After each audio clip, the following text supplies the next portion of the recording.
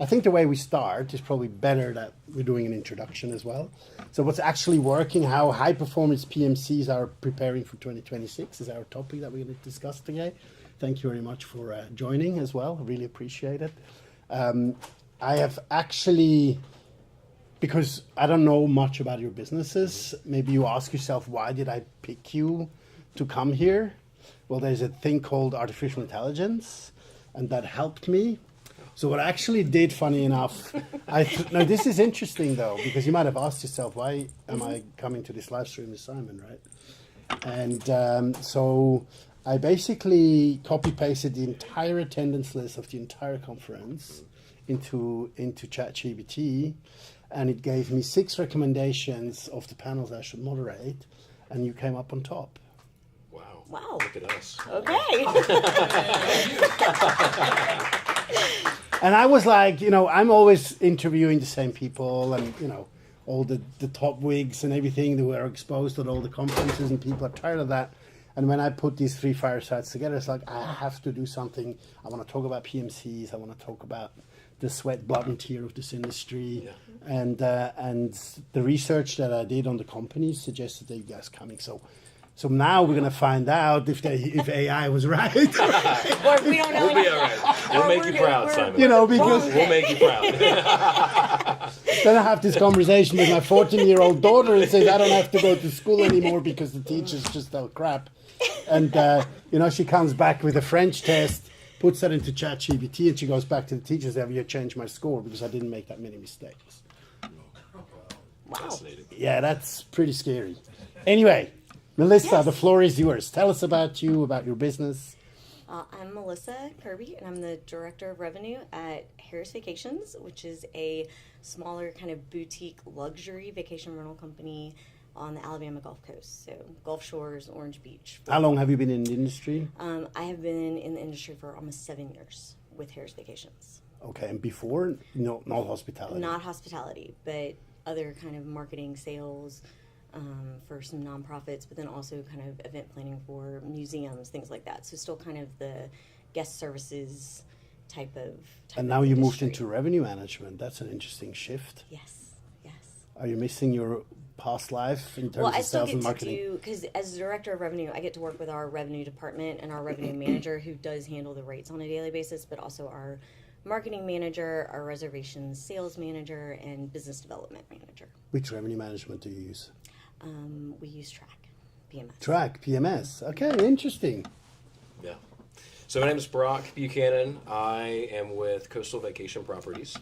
We are a luxury property management company on Fort Myers Beach. That's more of a recent move, adding better and better inventory. I've been in the So you're industry. supporting the trend we have seen this Correct. year. Yes. Watching where a lot of the strength of the rate is on the top end of inventory. So I've been in the industry for about 14 years. Wow. I was with a company in Boone, North Carolina, managing vacation cabins Yep. in the mountains, and then recently made the move down here to go to the beach. So went Yeah, I from just the wanted to mountains say, moving from the mountains to the beach. Yes. Beautiful 70-degree weather in Southwest Florida.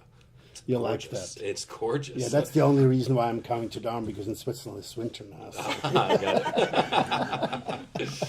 so let's. I had a good segue from Jamie before when we talked about data and sort of the outlook for 26. And one thing that I've been advocating for years, and I still haven't been heard that much, but I think that's going to change, is talking about margins and talking about profitability as well, right? And that's something I want to talk to you about, what PMCs are really making in terms of margin. And I'm being the devil's advocate and say in the property management industry, we still don't do enough on margins and profitability. When we talk about revenue management specifically, and I think as the market is not as, fluctuating as much, and we heard that supply growth is the lowest ever for a very long time. We have margin compression, higher distribution costs, costs of labor go up. We heard all that this morning, Right. which I thought was super interesting to think, hey, cost of labor go up, everything else, because when you look at these rates and actually load them with like inflation and everything else, that clearly shows that over time that the margins will further compress, hence impact profitability quite a lot, right? So what's your view on that in relation to margin, and how do you handle that in your own company as well in relation to revenue management versus margins? Well, I think it's understanding what you're paying for and making sure that it's working for you and that you're not paying for something that you're not using in terms of your systems and your tech and your vendors. Having good relationships with your vendors and understanding exactly what they cost and what you're getting from that, understanding the cost of doing business. How much does it actually cost for us to manage an individual property, and how much we make based on how much we're putting into a specific property and how much that needs to make for us to actually make a profit off of that. And then the same with the people who you're hiring. So you're, sorry to interrupt you, but you're actually doing that on a property level basis? We have started that, yes. We've been doing that for, I don't know, probably about a year and a half now. And you're allocating all fixed and variable costs on down to a property level? We're trying to look at it, yes. Constantly. Oh, wow. Call me when you're done. Are you ever really done, though? Yeah, no, constantly changing. Yeah, of course. Constantly changing, yes. So it's a goal. I guess I would say that those are the goals, is to understand it and to look at it and to... So really know your costs, start allocating that on a property level as well, variable or fixed, and then look at your gross margins there. Trying to combine it all and make it make sense. Because it's going to be a good information also for the property owners as well, because they always think we pull them over the table, right? Well, I think that. That's right. So what has changed when we talk about that, also in your view in the last year or two? Yeah. Talking about profitability and margins versus revenue and growth in general, RevPAR, ADR. We talk about all these metrics, and that's what we just chatted about before. Right. And it frustrates me because at the end of the day, the tide is on, and we need to fight it, and margins are more important than what your top line is looking like. Right. And I think it's really two-sided. On one end, you have to look at your costs. You have to figure out, in this business, usually there's three different stakeholders that are making some sort of a payment towards that cost. So you're either going to charge it to the guest, you're going to charge it to the owner, or the company's going to eat it in some way. So you have to control costs on that side and figure out, okay, am I willing, for example, we recently made a switch where in our onboarding of a new property into the program, where in maybe before times we would say, well, we might subsidize some of this cost or kind of help share this with the owner. We're doing less and less of that now. And so whenever... So that means you're pushing it back more. Correct. And so we are moving some of that cost out of, hey, the company's going to take care of some of this, and we're going to let other folks, other stakeholders kind of eat some of that. But then the other side, I think, is really trying to drive home tight revenue management, making sure that we really understand what are the fundamentals, how do we really price something, what's actually happening, and how do we keep up with the market on that front end. And so it's really trying to make sure on both ends, both on how are we booking, how are we performing, but also where are our actual costs going, the true costs, like per property. Like we were saying, where is that? So you're doing going? the same? You're going down on a property We level? are, and we even recently said, okay, we're going to put, I know a lot of companies do this, but we're going to put a line in the sand and say we're not taking anything less than this certain gross revenue because it's just not profitable for us. And so we have to get into the weeds because the margins get more and more squeezed over time as we come out of a post-COVID world. So now you can put a line in the sand because you're at the beach. Right? Well, right. Literally a line in the sand. So where is the highest cost pressure coming from? Labor, I would say. Clearly. Well, let me put it like this. Labor and I would say the vendor side a little bit. Those are kind of two in the same. Don't say a little bit. You can speak. You're at the DARM. Well, and you can, listen, we have some great vendors. We have some fantastic vendors that we work with. But when we look at those costs and how they stack up in a total, on our P&L, what is the allocation of that? I mean, it's a large cost. And so we have to make sure that not only are we controlling that, but we want good vendors and we want good value from those vendors the same way we want good employees and getting good value from those employees in the marketplace. So I would say those are our two biggest things for us. So it's labor and tech. The same for and you if as you're well? if you're not getting the value from the vendor, you might be overpaying, which means you can't pay your labor force where Right. you need to pay your labor force. So if you're not being responsible from the vendor side, you're not being responsible from the labor force side. Right. So that's a great segue to our next topic, revenue meets operation, right? Revenue management meets operation. Yeah. And that's so crucial, right? And we've seen a lot of scaling stories in Europe, in the US, a lot of consolidation. And I can point out Vacasa because I was former chairman of Vacasa Europe as well. And looking at that, one of the biggest issues I think Vacasa was a brilliant idea, and it's leaving a lot of legacy behind. But we learned a lot from it as well. So I tend to think we need to look at the positive side because we can learn. And I think one of the key elements that I analyzed over time for that consolidation play to fail was actually exactly that point: revenue meets operation, where they had so many destinations where the unit density was not high enough to actually make profits to run the operations as well. Yeah. Would you agree? And how do you look at that in your business as well? From a revenue management and operation standpoint. Well, if you don't have, the revenue coming in, you don't have anything to operate, but you also have to make sure that it balances out, and that goes back to knowing exactly how much it takes to operate the individual properties to make sure that the property is going to make enough to justify what the operational cost is. So continuing to do that research and continuing to know exactly how much it costs and to know, which things you're doing for which houses. A house might be How wonderful. do you track that? Track how much the cost is Yeah. to run a house. You have to look at all the different Yeah. areas of it. The labor of all the different departments that touch a house, which is pretty much every department in operations and the revenue side of it. The marketing costs, the vendors, to your vendors that you're using within the company for the houses, breaking that down into a per house cost, not just the overall cost to the company. Yeah. Right. So a house, similar to what he was saying, we look at if a house is not going to make a certain amount of money, it might not be the right fit. How much does it For have to our make portfolio. in terms of percentage margin? A percentage margin for the operate. Well, we're still figuring out what all of that exactly looks is- like. So yeah. To make sure it matches up. Okay. And then otherwise you push the property out.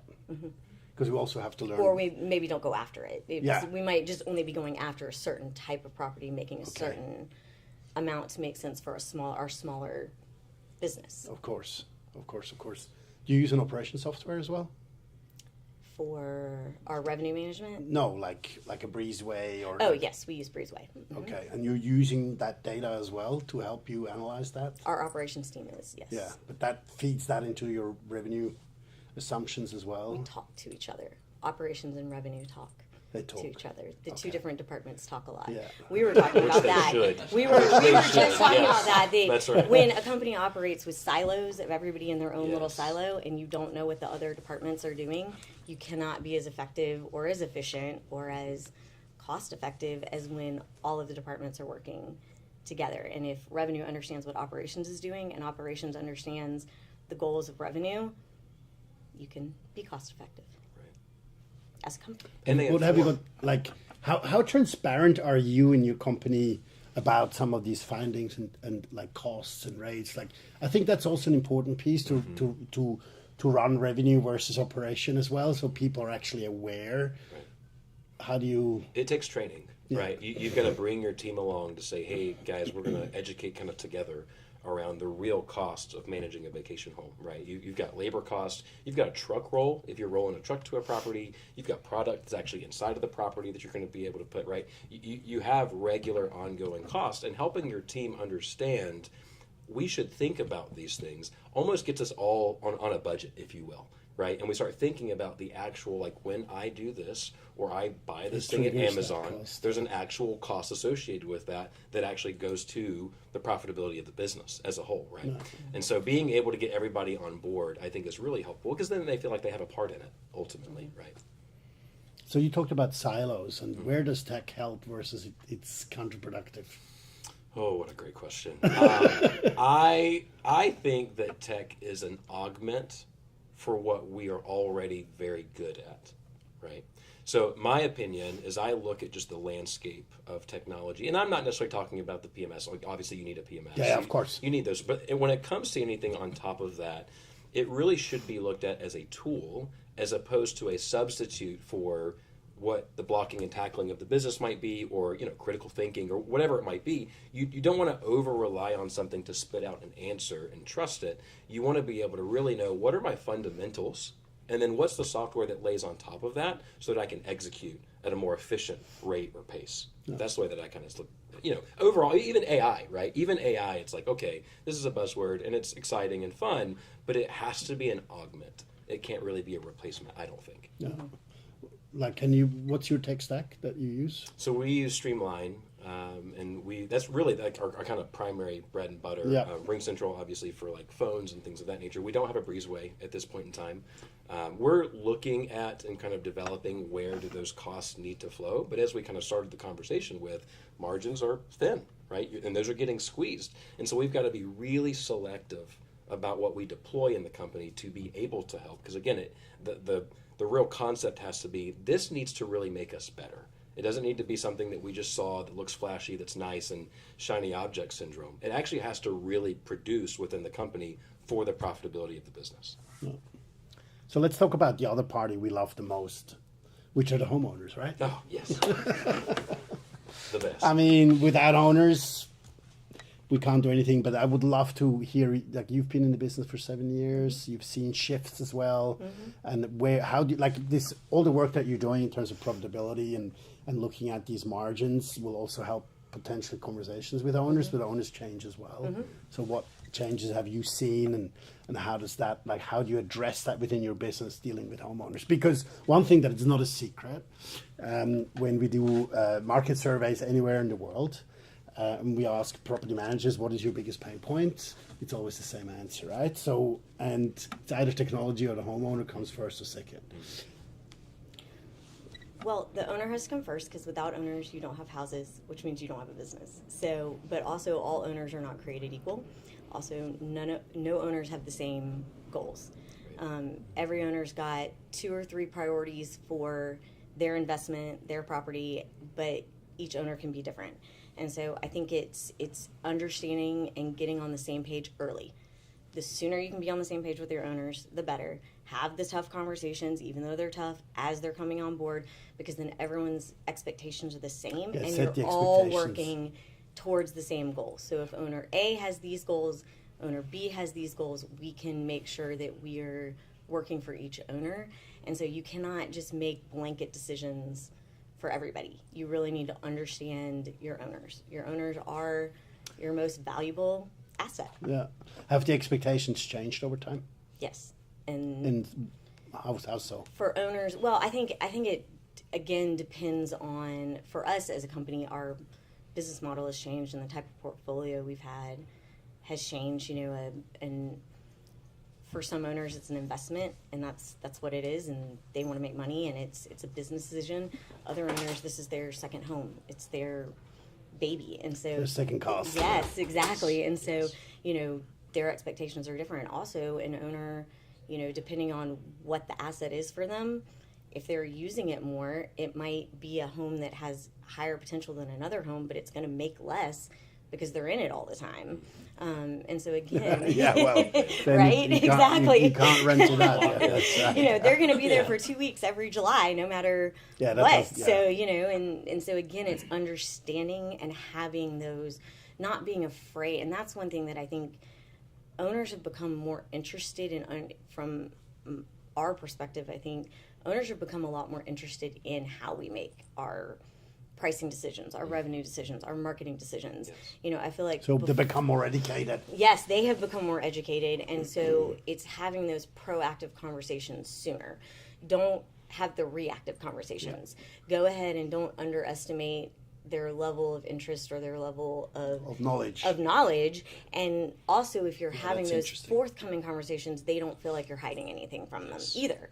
And so you're preventing them from questioning if you're taking care of their investment the way that they would want it to. And so Why do you lose owners, if you lose any? Don't say you don't lose any. no, we lose owners.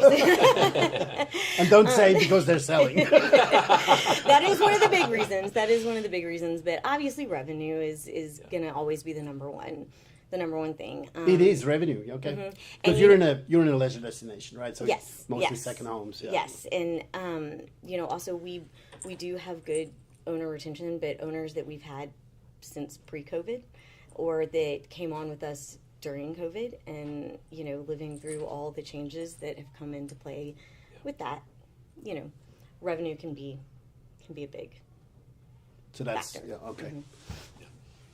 Yeah, I would say the same. When it comes to our homeowners, especially again going back to expectations, you've got to be willing to be as transparent as possible up front. That's important. And that even means like with the revenue, right? Like if we're in uncharted territory and we're not quite sure where we're going to actually land at the end of a 12-month period, then I'll tell an owner that. I'll say, this is my best estimate of where we are based on the data that we have. But I'll tell you, we are in some level of uncharted waters. And I want you to hear me say that it might be, 10% less or whatever. But I want to be upfront with you so that whenever the time comes, you don't call me and I've got a hard conversation with, well, why wasn't this, $200,000 a year and blah, blah, blah, blah, right? It's like, okay, let's just kind of walk together step by step. And if an owner's not ready for that, being willing to say no. Being willing to just kind of get up from the table and say, this may not be a good fit then. Yeah. If you need something that's a bit more guaranteed and I can't give that to you, I'm okay with that. Because I want to build more guaranteed. I like that. Yeah, term. I want to build a brand and a business where everybody's on the same page. I don't want shock. I don't want awe. And even if our portfolio happens to be down, I send an email out to our owners and I say, hey, we're weak right now. And I want you to be aware of that, right? So if you're not seeing bookings, booking windows are shrinking right now, be aware of that. So keeping them kind of abreast of what's happening in the market, that's also a helpful thing. Are you working with minimum rates? We do. I am moving away from that, though. When we talked about kind of drawing that line in the sand, one of the other lines that we're drawing is that we're not going to do minimum rates anymore. We're not in post-COVID territory. Yes. We're not going to be 30%, 35%, 40% up based on a baseline. Right, and so we really can't. It's almost like you're shooting yourself in the foot if you do a minimum rate, and you're also, when you entertain that conversation with an owner, you are assuming that they know how to price their property. Yeah, I know. And obviously, I think we know that's not really the case. That's and the biggest challenge. Right, that's the other part of expectations. You've got expectations with your company and how you operate, but they have expectations about their property and what they think. Right, I think it should be $1,000 a night a minimum. Okay, well, you're not going to make nearly what you think you're going to make. I'll put it out there, and it's not going to book, and then you're going to call me and be upset. So let's go ahead and have that conversation now instead of 6 months from now. Are you supporting that conversation with data like dashboards? Yes, absolutely. We use key data. I actually pull my own raw manual data. Okay. I have spreadsheets that I run to make sure I know what my pace is, what our daily booking activity looks like, our booking share across different sites. And so I want to have as much data as possible armed, especially in the climate that we're in today, so that I can actually show an owner, here's what's happening, and here's what you can expect. So would you agree with Melissa that you're also, if you lose owners, you lose them because of revenue? It's usually revenue. I will say, in my market specifically right now, I'm still getting some of, a little bit of a trail of people who got into this space thinking that it was easy. Everybody's making money. I'm going to buy this and then give it to a manager, and I'm going to make buku some money. And so what happens is you have some folks that have been with us maybe through some of that up and down, and they're like, oh, I bought this in the peak, and it's not doing what it did in 2021, 2022. And it's like, because it's just very different from then. Like I mean, I shouldn't say this. We're not going back to that. Yeah. Not unless we have another like crazy pandemic or something. No. All of the cream of the crop of that, that's gone. But that's what the data shows us. Anyway, right, exactly. And so, for me, it's a matter of making sure that if we've got someone we're losing and it's a revenue issue, let's make sure that we know why it's a revenue issue. So. And I think that goes back to not just trusting the technology, as you were asking about. It's really knowing what you're doing, making sure that the right people are handling the revenue within your company, that are using multiple tools, multiple data sources, but also not just assuming that what they're seeing is correct. If you're using a pricing tool, use it just as that, a tool. Don't let the algorithms dictate your prices. Make sure that you do know your comps and that you're looking at not just what data sources are telling you, but get on calendars of the neighbors and actually look at what they're priced at, and explain that to the owners. And I think that goes back to, there used to kind of be this idea that they're paying us to do it, but again, they're so much more interested. So give them the info, explain what you're doing with their pricing, explain what the options are, and then let them tell you, okay, I do want to be more aggressive. No, I want to be more conservative. And then everyone's on the same page. But if you're explaining it to them, they're not going to have it in their head, well, my house should be this. But if you don't ever explain why you want to price it at something different, they just think you're not working for them. Do you do minimum pricing as well, or? we are also kind of trying to move away from that and go more with what we like to call base happy owners. pricing. Yes, there you go. We are now going towards base pricing, and we're really trying to explain why a minimum price is not a good idea and why base prices combined with dynamic pricing can make them more if they will actually just trust it, with the fact that booking windows are not what they used to be either. Yeah. And so, and they used to have it in their mind. How much shorter can they get? Yes, I know. that, 365 days out, you're going up 13% every single year, because if they're booking, then you can get, and it's just trying to explain that that's not, what we're seeing, and you have to use the data. And honestly, if you use the data and the market data to back it up, I feel like owners are becoming a little more willing to listen to that. But you have to change the conversation, change the verbiage. Don't use minimum pricing. Yeah, let's talk about education in a second. Can I ask you, what is your distribution mix? In terms of the OTAs that we're on, so And direct. right now we are mainly heavy on VRBO, which is interesting. It's a market that I've seen where I'm like, oh, we're actually doing a lot on the VRBO side, but our direct mix right now is somewhere in the 28-27%. Is that growing, declining, flat? It's growing. Thankfully, we've got a great marketer who's helping us with that. And so we've got a lot of direct that's kind of moving up. VRBO probably in the, I would say, 40s. Airbnb is actually fairly small for us, which is interesting. I'm just kind of seeing the differences between market to market. And then after that, Booking.com you're using? Yeah, we've got some booking. It's not quite as significant as what I would expect it to be, but some of that could just be international travel being a little bit different for us. We have less Canadian travels this year than we normally do, so some of that might be the case. But generally, VRBOs are most dominant right now. Okay, about 30%, roughly 30% direct. We're actually predominantly direct. We're around the 55%. Yeah, that's what I expected. 55% direct, but that has actually declined slightly. We're on Airbnb and VRBO. We're also VRBO heavy though of our OTA. We are majority VRBO, but they're right there. Neck and Because neck. that at all has a massive impact on the conversation with your homeowners as well, in terms of your distribution mix and also your margin, right? I mean, are you selling direct cheaper than on OTAs?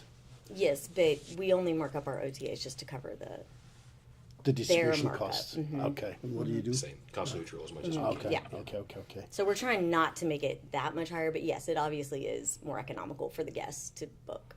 So let's go back to this awful world called owner education, right? I mean, that's a tough one, because normally they know it better than us anyway. So how do you tackle that? Because one of my, I sound like a television preacher sometimes, and I've talked about it since I'm on public stages for the last 8 years. And when people ask me, what is the biggest shortcoming of property managers around the world? Like, what are we not good at all? And I'm still saying we are not good at that today, even, is that we're not good in communicating our value proposition, right? We're horrible at that. And that's the key. Because the homeowner says, why should I give you this percentage? I can chuck it on Airbnb and I'm done, right? So that's the simple answer. But whatever happens behind, and an average homeowner has just no understanding what property management and short-term rental really means. And this is universal. You can go to Australia, Southeast Asia, Europe, Latin America. It's always the same, that we're not good, and we're still not good in communicating our value proposition to our homeowners, because they have just simply no clue. How do you tackle that when we talk about education? Well, that is actually one thing that we as a company have really been working on the last few months, and it's a big goal for 2026. We have actually started considering owners one of our marketing target audiences. We realize we market to Very smart. everybody else, and so we actually have someone in our marketing department now that one of their jobs is owner marketing, and so that's increased communication to our current owners, whether it's through newsletters or more information. We also, our property managers have constant communication with our owners. Our property managers, they have fewer properties per property manager. I think it's around 35 to 45 properties per property manager. That's not bad. And so they're in the properties every month so that they can, and they're talking to their owners on a weekly basis. But then we're also really focusing on more communication on the front end with owners, and then just continuing that dialogue. And so, I think it's just prioritizing that, but really from the marketing standpoint, marketing to our owners, remembering that they are a target audience just like potential guest star. Yeah.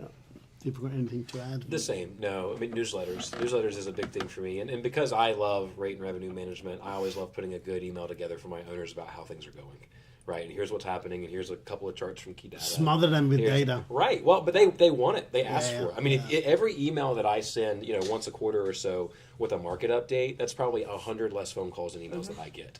Right, and so you really want to be more proactive about that communication as much as possible. The other thing, to answer your question about the value prop, it's really at the front end, making sure that someone, when you're working with them, do they really understand what it is that they're going to be able to trade by working with you, right? Which is their time, ultimately. And sometimes you have someone who comes and you'll meet with a homeowner and they'll say, well, why should I do this with you? Because I can do this with Airbnb. And a lot of times what I'll respond with is, if you can do it, you should do it with Airbnb. You shouldn't do it with me. Yeah, exactly. Because the reason why They'll you come want, back. right, the reason why you want to hire me is because you value your time. And you don't have the bandwidth for it, right? Yeah. And so we want to make sure that we understand that's the trade here, ultimately. And if people are self-managers, go self-manage. I'll even help you. I'll get you set up on Airbnb if you need it. You know what I mean? I just want to make sure that we're getting the right inventory and owner profiles in the program. So. Excellent. As you're doubling down for 2026, and I need to wrap this up, what are you focusing on the most next to what we talked about for 26? I think, again, it just goes back to knowing the cost of doing business and making sure that we're turning that profit. Owners, focus on the owners, because without the owners, we don't have a business. And, Well, it was interesting. I think it was 2 years ago when Jason Sprenkle closed the keynote and he says, if you don't know your owners today, you might not have a business in 2 years. Yeah. That's true. What is it for you? Is the same? Yeah, I would say similar. For us, moving more into this luxury category and making sure that we've got really good owner partners with us, that is going to be, I think, the biggest bread and butter, because you really move a lot of operational drag away from your business when you have the right people in your business working with you. And that doesn't have to just be homeowners. It could be, your team. It could be your vendors or whoever. But making sure that everybody's rowing in the same direction all the time is extremely important. And so we're willing to walk away more. We're just willing to walk away. You need to learn how to say no. I think that's it. I think it's know your brand. Yes. And have everyone that's part of your team, whether they're your internal customers, your vendors, your owners, know your brand and have everyone on the same page working towards the same goals. That's right. I mean, it's incredible how things are shifting. I think the 2026 year is going to be everybody's going to talk about owners. That hasn't happened in the last 5 years at all. They were totally forgotten because they were just there, supply was there and everything else. But we should also not forget we have guests and we have staff. So, managing that triangle is going to be very, very important in the future. And one thing I can say is that I've been very happy to meet you both, Melissa and Brock. You guys are doing an amazing job. And I can say AI did a great selection for this conversation. So I'm going to have to wrap up because I'm going to have to introduce the keynote speaker for closing the conference. So thank you very much for Thank you being having me. here, and good luck for 2026. Thank you.